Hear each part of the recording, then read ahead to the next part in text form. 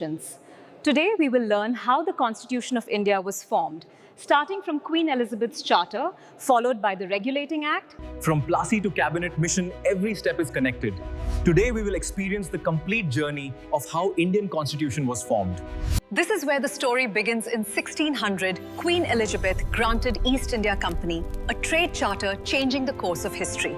After this, British traders entered India and started trading at ports like Surat, gradually building their influence and strengthening control over time. Mughal Emperor Jahangir allowed British trading in India, giving company a chance to establish their presence and strengthen their roots in Indian society. Gradually, factories were established in Madras, Bombay and Calcutta, and trade turned into political power as company influence grew faster across region. In South India, British and French competed for power. This rivalry helped company gain military and political strength in Indian political system. In 1757, Battle of Plassey became turning point where British gained control over Bengal with support of Mir Zafar.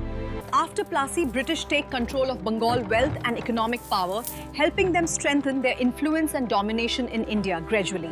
In 1764, Battle of Buxar, British defeated Indian rulers and gained strong political control, making their position more powerful in India. In 1765, company got Diwani rights, allowing them to collect revenue from Bengal, Bihar and Orissa, strengthening their economic power.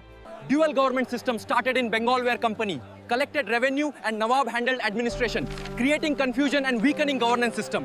Regulating Act 1773 was first step to control company administration and establish Governor-General system in India for better governance. In 1774, Supreme Court was established in Calcutta, starting British judicial system and laying foundation of legal structure in India.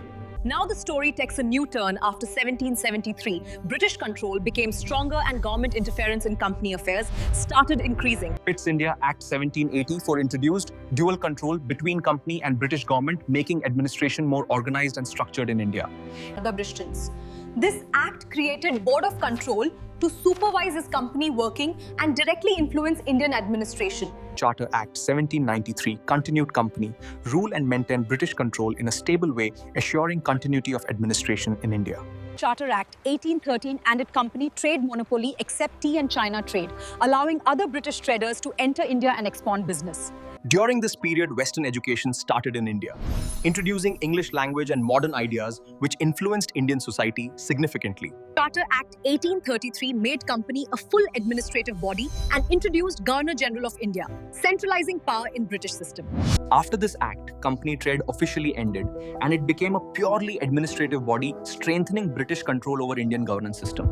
Charter Act 1853 introduced open competition for civil services and removed company patronage system, making administration more merit-based. Now, Indian civil service selection started through competitive exams, increasing efficiency and bringing a new age of merit-based administration.